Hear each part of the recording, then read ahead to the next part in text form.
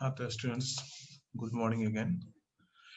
जैसा पिछले वीडियो में क्लास 10 का जो वीडियो बना था पॉलिटिकल साइंस का चैप्टर 2 फेडरलिज्म, इसमें आपको हमने बताया था कि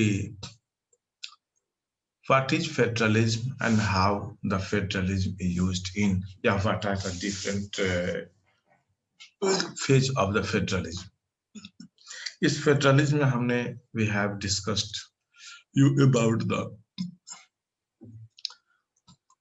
giving the example of Sri Lanka and Belgium, and what were the important things, how the federalism was practiced in Belgium after amendment of the constitution in Belgium, and how the Belgium became the federal country. उसमें 3 level की government बनी थी, central level, state level and तीसरा था आपका जो community level कहते हैं, जिसको हम इंडिया के परिप्रेक्ष्य में हम कहते हैं लोकल गवर्नमेंट। अब यहाँ हम देखेंगे कि ये फेडरलिज्म किस तरह से प्रैक्टिसाइज होती है, किस ढंग से ये क्या कहते हैं, ये फेडरलिज्म किस तरह से यूज होता है, इस चीज को आज हम देखेंगे कि क्या कुछ होता है। अब यहाँ पर हम एक जो चीज आपको बताना चाहेंगे कि फेडरलिज्म के तहत if the federal experiment has select if experiment आपको बता दें कि फेडरलिज्म में कि if the federal experiment has succeeded in India, it is not merely because the clearly laid out the constitutional provision. The real success of federalism in India can be attribute of the nature of democratic.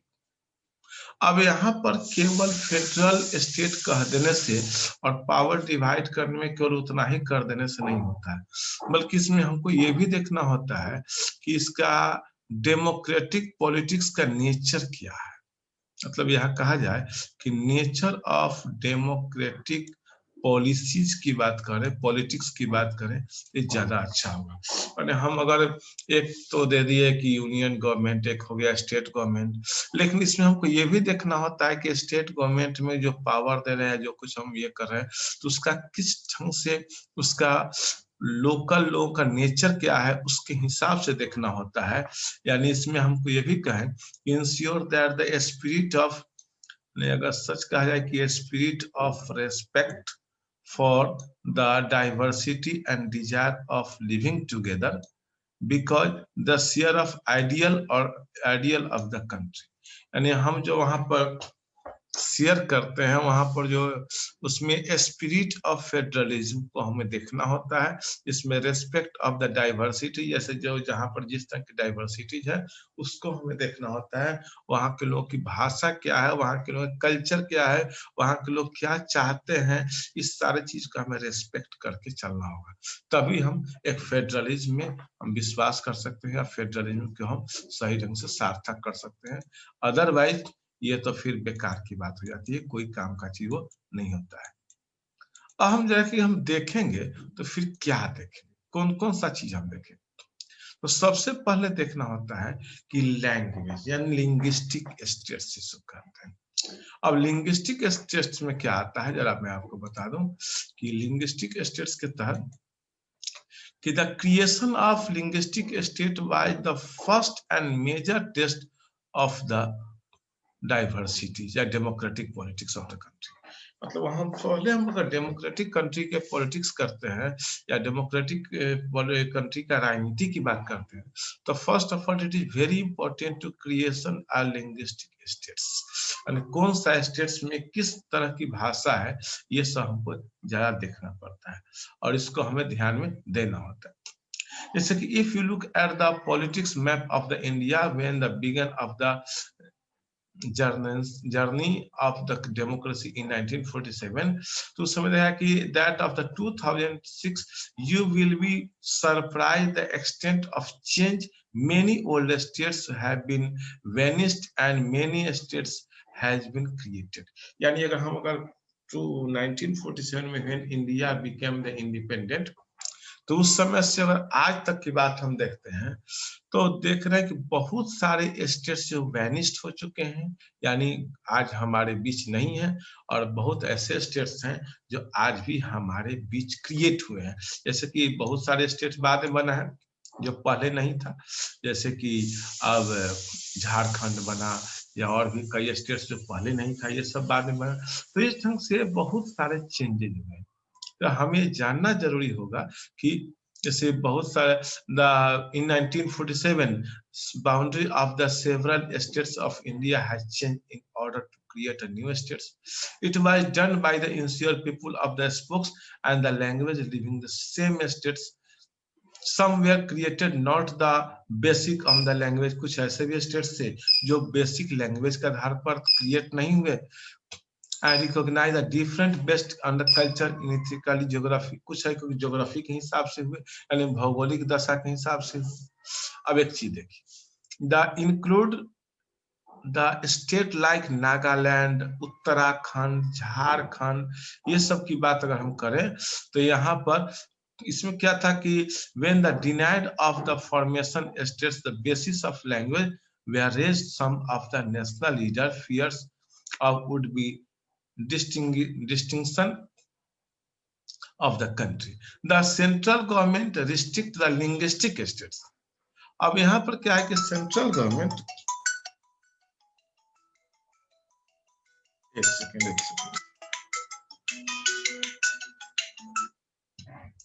एक second आपको मैं बताऊं कि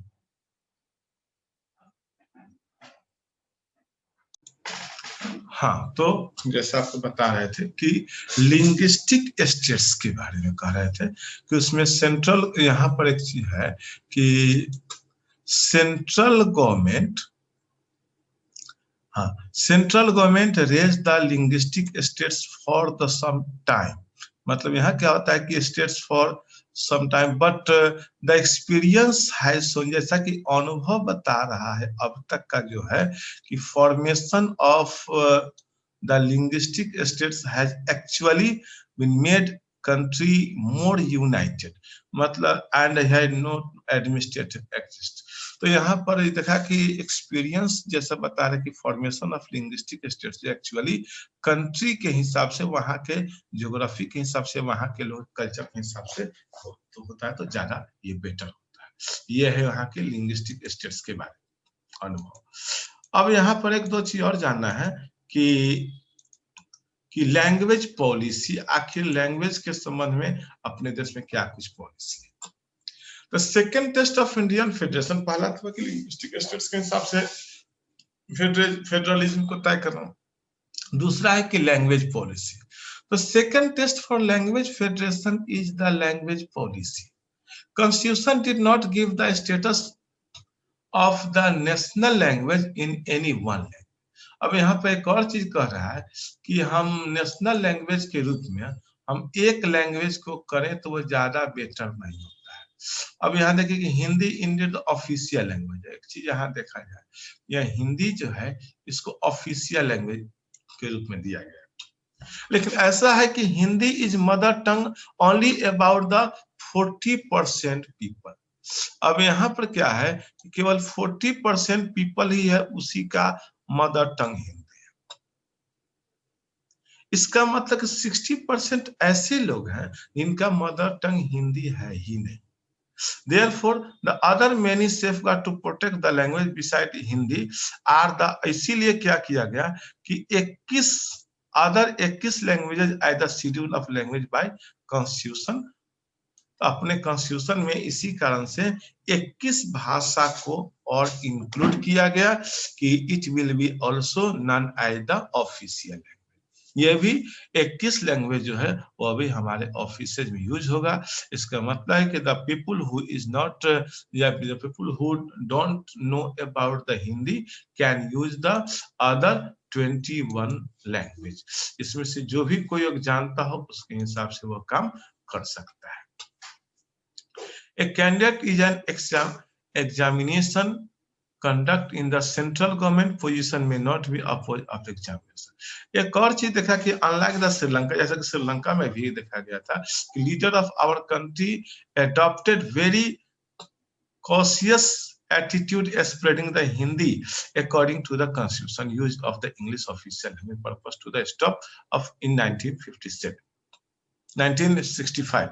Here are the many non-Hindi speaking students states demand the use of English continue। In Tamil Nadu, movement took about the violent form and central government responded to agreeing the continue of the English along with the Hindi। अब जैसे कि यहाँ जहाँ तमिलनाडु की बात है वहां पर देखिएगा कि वहाँ तमिल भाषा या वहाँ की वर्नाकुलर लैंग्वेज है, फिर भी वहां पर कहा गया आप जैसे हिंदी के अलावा वर्नाकुलर लैंग्वेज में यूज कर लीजिए कि आप वहाँ तमिल में काम कीजिए, नहीं तो हिंदी में काम कीजिए। लेकिन वहां पर लोगों ने इसका डिमांड किया था कि नहीं, English should be compulsory here for any work. तो इस अंत में और ये इसका जो डिमांड था थोड़ा सा ज्यादा ये टूल भी पकड़ता जा रहा था, इसलिए वहां पर इंग्लिश को भी दे दिया गया और लोग एग्री, सेंट्रल गवर्नमेंट भी एग्री हो गई कि आप इंग्लिश को भी यूज कर सकते हैं along with the Hindi for the official purpose. माने ऑफिशियल पर्पस से आप वर्नाकुलर लैंग्वेज या हिंदी या इंग्लिश किसी में आप यूज कर सकते हैं, ये सब दिया गया। Many of the crisis think about the solution favour in the English speaking elites. अब यहाँ पर एक तो चीज और देखा गया कि सबके बाद country of the office policy of the government of India promotion does not means the general government can be impose the Hindi on the states where the people speaks in different. और कहने का यहाँ पूरा ये सेंस है कि जहाँ पर लोग इस भाषा को नहीं बोलते हैं वहां पर हिंदी जबरन इम्पोज किया जाए, ये बात नहीं की गई। जहाँ पर जो लोग जिस भाषा के बोलने वाले हैं वहां पर वही भाषा इम्पोज की गई, जिससे कि फेडरलिज्म में शक्ति विभाजन में परेशानी नहीं हो, किसी को ये नहीं लगे कि हम पर भाषा जबरन इम्पोज किया गया जैसा कि श्रीलंका में हुआ था। अब इतना चीज जानने के बाद एक चीज और जानना है, वह है कि सेंट्रल स्टेट रिलेशन, कि what will be the relation between the central government and state government. जैसा कि हम पिछले चैप्टर में हम लिस्टेज की बात किए थे, लिस्टिंग में आपको बताया था कि union list, state list and concurrent list. तो यहाँ भी देखिए कि restructuring of central state relation is one more way which federalism has been strengthened in the practice. अब यहाँ पर एक और तरीका यहाँ बता रहा है कि जिससे हम आपका फेडरलिज्म और मजबूत हो सके। How the constitutional arrangement for the work in depend on the extent on the how ruling parties and the leaders of those arrangement for long time। ये देखा गया कि लंबे समय तक तो ये था ही। This means the state government did not experience the right of autonomous federal unit, as when the ruling party of the state level was the party of ruled central tried to the undermine of the power and the state। In those days, central government would be misuse of the constitution to dismiss the state government that were controlled by the rival parties, and this undermined the spirit of federalism। अब यहाँ पर है कि all the changes significantly after 1990। पहले क्या था 1990 से पहले कि अगर सेंट्रल गवर्नमेंट जिस पॉलिटिकल पार्टी का है, अगर स्टेट गवर्नमेंट उस पॉलिटिकल पार्टी का नहीं हुआ तो फिर वहां पर क्या होता था, अंडरमाइन कर दिया जाता था। मैंने कंट्रोल रिवाइवल पार्टी का अगर है तो उसको डिसमिस भी कर देने की बात होती थी।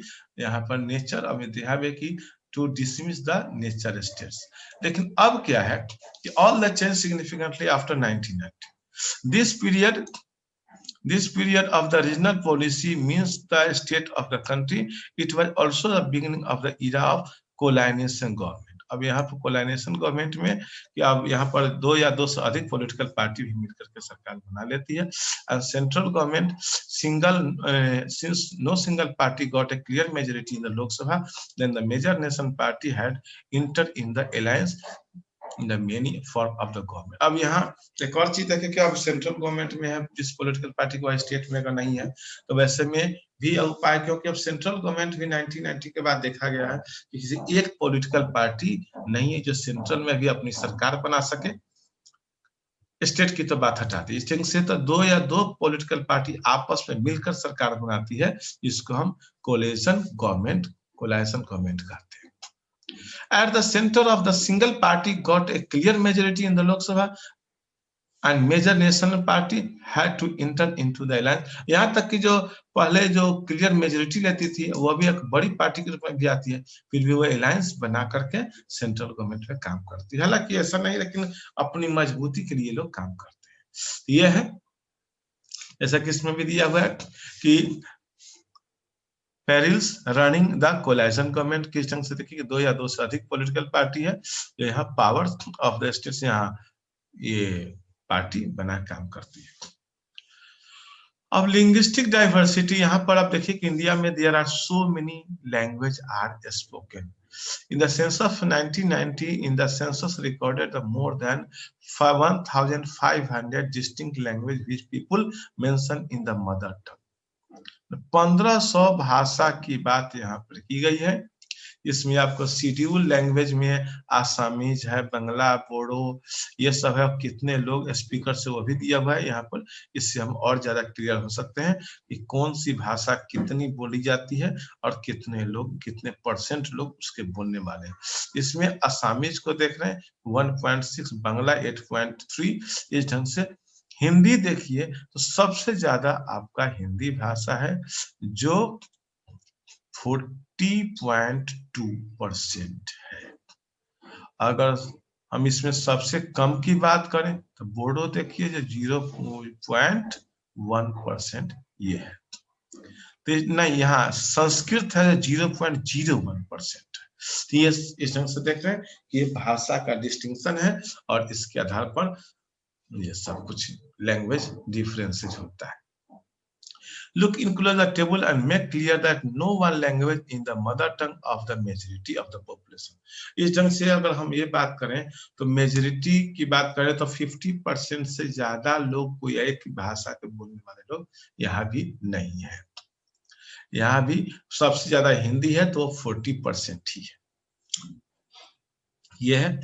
अब यहाँ पर है कि read the table carefully but you don't need the memorize this जो following।